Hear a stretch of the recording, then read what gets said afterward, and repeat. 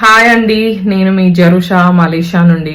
అయితే 2 రాష్ట్రాల ప్రజలు 2 వారాల నుండి ప్రవీణ్ పగడాల గారి కేసు గురించి అనేక వాదనలు, ప్రతివాదనలు, చాలా వీడియోలు, సీసీటీవీ ఫుటేజ్లు, ఆడియో లీక్లు ఇంకా చాలా చాలా జరుగుతున్నాయి. ఫస్ట్ అండ్ ఫార్మోస్ట్ ఒక చనిపోయిన వ్యక్తి మీద క్యారెక్టర్ అసాసినేట్ చేయడం అన్నంత పెద్ద తప్పు ఏది ఉండదని నా ఫీలింగ్.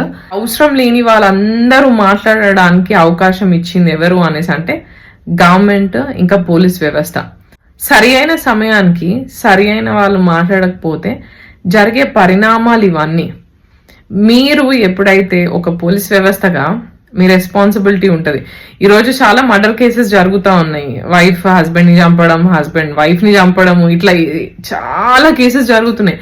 అవన్నీ వారంలో ఛేదించేసి ఒక ప్రెస్ మీట్ పెట్టేసి ఎంత క్లియర్ గా అసలు ఏం జరిగిందో చెప్పేస్తున్నారు. అఫ్ కోర్స్ ప్రవీణ్ గారి కేసు చాలా సెన్సిటివ్ కేసు. ఎందుకంటే ఇదొక మతానికి చెందింది. ప్రవీణ్ గారు ఒక మత పెద్ద అయి ఉంటున్నారు ఈరోజు. అయితే ఒక మతానికి చెందిన ఒక ప్రముఖమైన వ్యక్తి చనిపోయినప్పుడు వాళ్ళకి చాలా కోపము, లేదంటే చాలా క్వశ్చన్స్, చాలా భయాలు చాలా చాలా రేజ్ అవుతాయి. దానికి మీరు కట్టడి చేయాలి. దాన్ని ఆపే ప్రయత్నం చేసే ప్రతి ఒక్క బాధ్యత ఈరోజు గవర్నమెంట్ది. అంతేగాని మాకేం సంబంధం లేదు, మీరు ఎవరైనా ఏ సీసీటీవీ ఫుటేజ్ లాన్ని వేసేసుకోండి, ఏ మీడియా ఎట్లన్నా మాట్లాడండి అని వదిలేసేదానికి లేదు.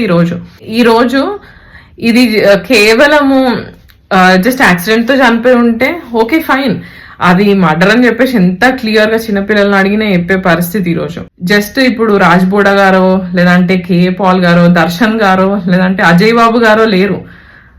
చాలా మంది మనం ఉన్నాము. మనం వాయిస్ ఎత్తాలి. మనం ఈరోజు ఒక రైట్ గురించి మాట్లాడాలి. అంతే.